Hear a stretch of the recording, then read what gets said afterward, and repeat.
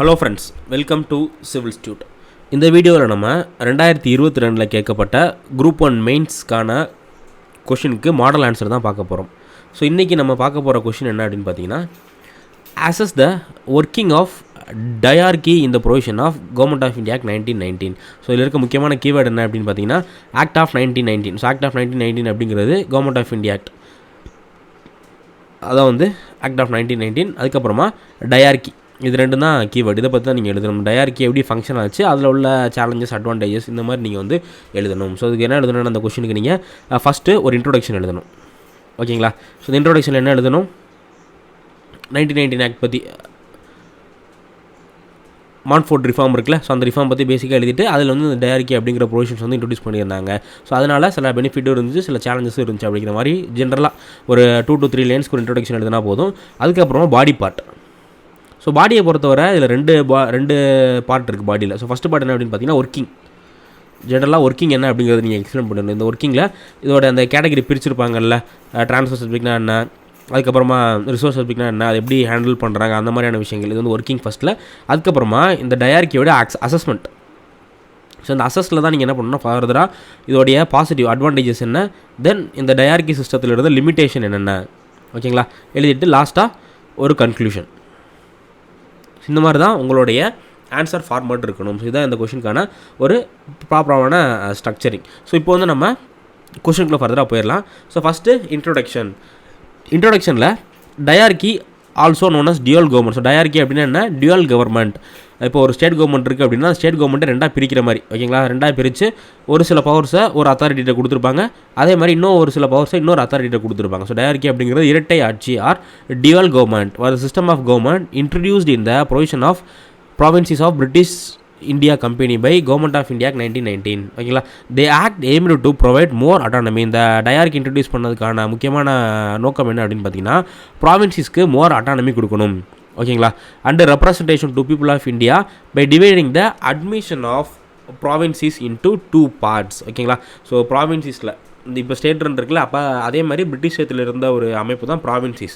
So இந்த ப்ராவின்சஸில் உள்ள administration ரெண்டாக பிரிக்கிறாங்க, ட்ரான்ஸ்ஃபர் சப்ஜெக்ட்னு பிரிக்கிறாங்க, ரிசோர்ஸ் சப்ஜெக்ட்னு பிரிக்கிறாங்க. ஸோ அப்போ அதோட முக்கியமான நோக்கம் என்ன அப்படின்னா, ப்ராவின்சஸ்க்கு வந்து அட்டானமி கொடுக்கணும், அதேமாதிரி மோர் ரெப்ரசன்டேஷன் கொடுக்கணும். இது ரெண்டு தான் இதோடைய முக்கியமான நோக்கம். ஸோ இதுதான் வந்து இன்ட்ரோடக்ஷன். இதில் மெயினாக நீங்கள் இந்த டயார்கி அப்படின்னா என்ன அப்படிங்கிறத எக்ஸ்பிளைன் பண்ணிடுங்க ஒரு சிம்பிள் வேர்டில். இந்த டியூவல் கவர்மெண்ட் அப்படின்னு போட்டாலே இந்த டயார்கி அப்படிங்கிறதுக்கான எக்ஸ்ப்ளனேஷன் தான். ஓகேங்களா, ஸோ இதுதான் வந்து இதுக்கான இன்ட்ரடக்ஷன். ஸோ நெக்ஸ்ட் வந்து ஃபஸ்ட்டு பார்ட் பார்க்கலாம். ஃபஸ்ட்டு வந்து ஒர்க்கிங் ஆஃப் டயார்கி, இந்த டயார்கி முறை எப்படி செயல்பட்டுச்சு அப்படின்னு பார்க்கலாம். ஸோ டயார்கியை பொறுத்தவரை என்ன பண்ணியிருந்தாங்கன்னா, ப்ரொவின்சஸோடைய சப்ஜெக்ட். ஸோ இப்போ வந்து நம்ம யூனியன் லிஸ்ட்டு, ஸ்டேட் லிஸ்ட்லாம் இருக்குல்ல, ஸோ அதே மாதிரி பிரிட்டிஷ் ஸ்டேட்டில் இருந்த ஸ்டேட் லிஸ்ட்டை 2 கேட்டகரியாக பிரிச்சுருந்தாங்க. ஓகேங்களா, ஸோ அதில் இது என்ன அப்படின்னு பார்த்தீங்கன்னா ட்ரான்ஸ்ஃபர் சப்ஜெக்ட். இப்போ ஒரு 100 லிஸ்ட் இருக்குன்னா அதில் ஒரு 40 விஷயத்தை வந்து ட்ரான்ஸ்ஃபர் சப்ஜெக்ட்னும் மீதி ஒரு 60 விஷயத்தை ரிசோர்ஸ் சப்ஜெக்ட் அப்படிங்கிற மாதிரி 2ஆக பிரிச்சிருந்தாங்க. ஸோ அதில் ஒன் ஆஃப் த சப்ஜெக்ட்ஸ் என்னன்னா ட்ரான்ஸ்ஃபர் சப்ஜெக்ட். இந்த ட்ரான்ஸ்ஃபர் சப்ஜெக்ட் அப்படிங்கிறது என்னென்னு பார்த்தீங்கன்னா, it refers to transfer of power from British government to Indian government. So Indian government அப்படிங்கிறது இந்தியன் மினிஸ்டர்ஸ். ஓகேங்களா, ஸோ இதுக்கு முன்னாடியே இந்த 100 விஷயத்தையுமே லா மேக் பண்ணுறதுக்கு, பாலிசிஸ் மேக் பண்ணுறதுக்கான அத்தாரிட்டி யார் அப்படின்னா பிரிட்டிஷர்ஸ் தான் இருந்தாங்க. ஆனால் இப்போ என்ன பண்ணுறாங்க, சில விஷயத்தை வந்து ட்ரான்ஸ்ஃபர் சப்ஜெக்ட் அப்படின்னு சொல்லிட்டு அந்த விஷயத்தில் லா மேக் பண்ணுறதுக்கு, பாலிசி மேக் பண்ணுறதுக்கான அதிகாரத்தை பிரிட்டிஷ் கவர்மெண்ட் வந்து இந்தியன் பீப்புள் கிட்ட கொடுக்குறாங்க. ஓகேவா, ஸோ இதில் வந்து என்னென்னலாம் இருந்துச்சுன்னு பார்த்தீங்கன்னா, எஜுகேஷன் இருந்தது, ஹெல்த் இருந்தது, அதுக்கப்புறமா லோக்கல் கவர்மெண்ட், அக்ரிகல்ச்சர், இரிகேஷன், இந்த மாதிரியான விஷயங்கள்லாம் இந்த ட்ரான்ஸ்ஃபர் சப்ஜெக்ட் அப்படிங்கிறதுல இருந்தது. ஸோ இப்போ இந்த விஷயத்துலலாம் லா மேக் பண்ணுறதுக்கு ஃபுல் அண்ட் ஃபுல் அதிகாரம் யாருக்கு இருக்குது அப்படின்னா இந்தியன்ஸ்க்கு இருக்குது. ஓகேங்களா, ஸோ இப்போ இந்த விஷயத்தில் யார் பாலிசிஸ் லாலாம் மேக் பண்ணணும் அப்படின்னு பார்த்தீங்கன்னா இந்தியன் மினிஸ்டர்ஸ். ஸோ இப்போ வந்து மினிஸ்டர் இருக்காங்கல்ல, ஸோ அதே மாதிரி அப்போ இருந்த மினிஸ்டர் தான் என்ன பண்ணுவாங்க அப்படின்னு பார்த்தீங்கன்னா, இப்போ ஸ்டேட்டில் மினிஸ்டர் இருக்காங்கல்ல, ஸோ அப்போ அதே மாதிரி ஒவ்வொரு ப்ராவின்ஸஸ்க்கு மினிஸ்டர் இருந்தாங்க. அந்த மினிஸ்டர்ஸ் தான் என்ன பண்ணுவாங்க, இந்த விஷயத்தில் எல்லாமே வந்து லா மேக் பண்ணுவாங்க. So who are responsible to governor and legislative council. So அவங்க யாருக்கு பதில் சொல்ல வேண்டியது இருக்கும், கவர்னருக்கும் லெஜிஸ்லேட்டிவ் கவுன்சில், இது ரெண்டுக்கும் அவங்க வந்து பதில் சொல்ல வேண்டியது இருக்கும். ஓகேங்களா, ஸோ இதான் வந்து இந்த ட்ரான்ஸ்ஃபர் சப்ஜெக்டோடைய ஒர்க்கிங். ஸோ அதுக்கப்புறமா என்ன பண்ணியிருந்தாங்கன்னா, அந்த டயார்கியோட இன்னொரு சப்ஜெக்ட் வந்து ரிசர்வ் சப்ஜெக்ட். ஸோ ரிசர்வ் அப்படிங்கிறது நான் அந்த 100 சப்ஜெக்ட் சொன்னேன்ல, அதில் ஒரு 40 என்ன பண்ணிட்டாங்க, இந்தியன்ஸ்க்கு வந்து கொடுத்துட்டாங்க. மீதி 60ல் ஃபுல் அண்ட் ஃபுல் கண்ட்ரோல் வந்து யார் தான் வச்சுருந்தா அப்படின்னு பார்த்தீங்கன்னா பிரிட்டிஷர்ஸ் தான் வச்சுருந்தாங்க. ஓகேங்களா, மீதி 60 விஷயத்தில் ஃபுல் அண்ட் ஃபுல் கண்ட்ரோல் வந்து பிரிட்டிஷர்ஸ் தான் வச்சுருந்தாங்க. ஸோ அதான் வந்து ரிசர்வ் அப்படிங்கிறது என்ன, பிரிட்டிஷர்ஸ் தங்களுக்குன்னு ஒதுக்கிக்கிட்ட போது தான் ரிசர்வ் சப்ஜெக்ட் அப்படிங்கிறது. இதில் என்னென்னலாம் இருக்கும் அப்படின்னு பார்த்தீங்கன்னா லா அண்ட் ஆர்டர் இருக்கும், police, revenue, land administration. So இதில் எல்லாமே ஃபுல் அண்ட் ஃபுல் வந்து யாருக்கு தான் அதிகாரம் இருக்குது, பிரிட்டிஷ்க்கு தான் அதிகாரம் இருக்குது. ஸோ அப்போ இதிலலாம் யார் லா மேக் பண்ணும் அப்படின்னு பார்த்தீங்கன்னா பிரிட்டிஷ் கவர்னர். ஓகேங்களா, அப்போ ஒவ்வொரு ப்ரொவின்ஸஸ்க்கு வந்து கவர்னர் இருப்பார், அந்த கவர்னர் தான் லா மேக் பண்ணுவார். கவர்னர் அதுக்கப்புறமா அவருடைய council of minister, executive council, இவங்க 2 பேரும் சேர்ந்து என்ன பண்ணுவாங்க அப்படின்னா இந்த விஷயத்துலலாம் லா மேக் பண்ணுவாங்க. The British government retain control over this critical areas. இது எல்லாமே ரொம்ப முக்கியமான ஏரியா. ஒரு கண்ட்ரியை கண்ட்ரோல் பண்ணோம் அப்படின்னா லா அண்ட் ஆர்டர் ரொம்ப முக்கியம், போலீஸ் ரொம்ப முக்கியம். இப்போ கூட பார்த்திங்க அப்படின்னா எல்லா ஸ்டேட்லேயுமே சீஃப் மினிஸ்டர் கையில் தான் லா அண்ட் ஆர்டர், போலீஸ், இந்த மாதிரி ஹோம் அஃபேர்ஸ் எல்லாமே அவங்க கிட்ட தான் இருக்கும். அதே மாதிரி ரெவன்யூவும் மோஸ்ட்லி சீஃப் மினிஸ்டர் வந்து வச்சுருப்பாங்க. ஓகேங்களா, இது எல்லாமே பணம் அதிகமாக இருக்கக்கூடிய ஏரியா, அதேமாதிரி பவர் அதிகமாக இருக்கக்கூடிய ஏரியா. ஆனால் இதுக்கு முன்னாடி நம்ம ட்ரான்ஸ்ஃபர் சப்ஜெக்ட்டில் பார்த்தோம்ல, அது எல்லாமே பார்த்திங்கன்னா செலவு அதிகமாக இருக்கக்கூடிய ஏரியா. இப்போ எஜுகேஷன்லேருந்து எந்த ரெவன்யூ நமக்கு கிடைக்காது, அதே மாதிரி ஹெல்த்லேருந்து எந்த ரெவன்யூ கிடைக்காது, ஆனால் அதுக்கெல்லாமே நம்ம அதிகமாக செலவு பண்ணணும். ஸோ அப்போ இந்த டயார்கி மூலியம் என்ன பண்ணுறாங்கன்னா எந்தெந்த விஷயத்துலலாம் பணமும் புகழும் அதிகமாக இருக்கோ, பவர் அதிகமாக இருக்கோ, அதெல்லாமே பிரிட்டிஷ் வந்து அவங்ககிட்டே வச்சுக்கிட்டாங்க. எதெல்லாம் வந்து செலவு அதிகமாக இருக்கோ அதெல்லாமே இந்தியன் கிட்ட கொடுத்துட்டாங்க. ஸோ இதுதான் வந்து இந்த டயார்கி அப்படிங்கிற விஷயத்தோடைய ஒர்க்கிங். ஓகேங்களா, ஸோ அதுக்கடுத்து அசஸ்மெண்ட். ஸோ அந்த டயார்கியோடைய அசஸ்மெண்ட், அது வந்து பாசிட்டிவாக நெகட்டிவ் அப்படிங்கிறத நீங்கள் அசஸ் பண்ணணும்.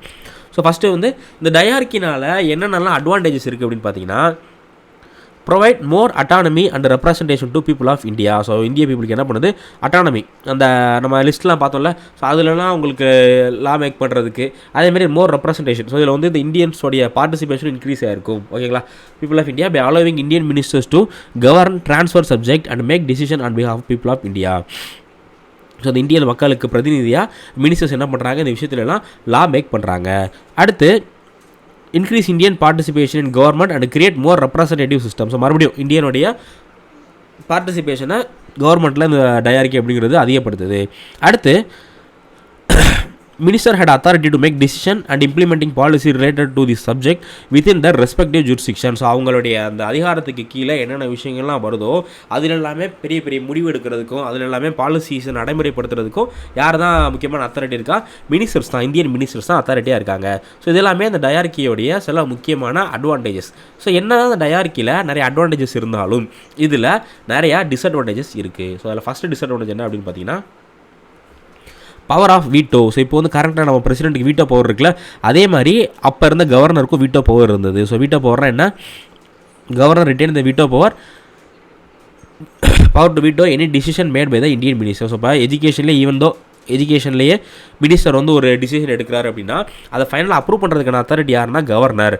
அந்த டிசிஷனை கவர்னர் வேணான்னு சொல்லிட்டாரு அப்படின்னா அவ்வளோதான். ஸோ அப்போ கவர்னருக்கு வீட்டோ பவர் இருந்ததுனால என்ன தான் இந்தியன் மினிஸ்டருக்கு பவர் கொடுத்துருந்தாலும் அதை ஃபைனலாக இம்ப்ளிமெண்ட் பண்ணுற அத்தாரிட்டியாக வந்து கவர்னர் தான் இருந்தார். அதுக்கப்புறமா the reserve subjects were still controlled by British which the limited the scope of Indian ministers. மறுபடியும் என்ன தான் இந்தியன்ஸ்க்கு வந்து பவர் கொடுத்துருந்தாலும் அதுலேயும் வந்து பிரிட்டிஷர்ஸோடைய தலையீடுகள் வந்து இருந்தது. பிரிட்டிஷர்ஸ் எப்படி சொல்கிறாங்களோ அதை கேட்டு தான் இந்தியன் மினிஸ்டர் வந்து செயல்படுற மாதிரியும் ஒரு போக்கு இருந்தது. ஓகேங்களா, ஸோ அடுத்து Indian minister had limited power and resource. So education, health இதுக்கெல்லாம் பார்த்திங்கன்னா அதிகமான பட்ஜெட் தேவைப்படும். இப்போ நம்ம கரண்ட்டில் இந்தியன் கவர்மெண்ட்லேயே அதிகமாக நம்ம ஸ்பெண்ட் பண்ணுறது வந்து சப்சிடிக்கு ஸ்பெண்ட் பண்ணுறோம், ஹெல்த்து, அக்ரிகல்ச்சர் இந்த மாதிரியான விஷயத்துக்கு அதிகமாக ஸ்பெண்ட் பண்ணுறோம். ஸோ அப்போ இதெல்லாமே வந்து அதிகமாக ஸ்பெண்டிங் இருக்கக்கூடிய ஏரியா. பட் அந்த விஷயத்துக்கு ஸ்பெண்ட் பண்ணுற அளவுக்கு ரிசோர்ஸ் கிடையாது. ஓகேங்களா, ஏன்னா ஃபைனான்ஸ் எல்லாமே யார்கிட்ட தான் இருந்தது, பிரிட்டிஷர்ஸ் கிட்ட தான் இருந்ததுனால, ரிசோர்ஸ் சப்ஜெக்டில் தான் இருந்ததுனால இதில் உள்ள விஷயத்தில் பாலிசி இம்ப்ளிமெண்ட் பண்ணுறதுக்கு இந்தியன்ஸ் கிட்ட ரிசோர்ஸ் கிடையாது. They were dependent on government support to implement their policy which could be challenging to apply. So என்ன தான் வந்து பாலிசிஸ் அவங்க ஃப்ரேம் பண்ணாலுமே அதை நடைமுறை கொண்டு வர்றது, இம்ப்ளிமெண்ட் பண்ணுறதுக்கான அத்தாரிட்டி யார் தான் இருந்தாங்கன்னா கவர்மெண்ட் தான், பிரிட்டிஷ் கவர்மெண்ட் தான் இருந்தாங்க. ஸோ இது எல்லாமே இந்த டயார்கியோடைய முக்கியமான ட்ராபேக்ஸ்.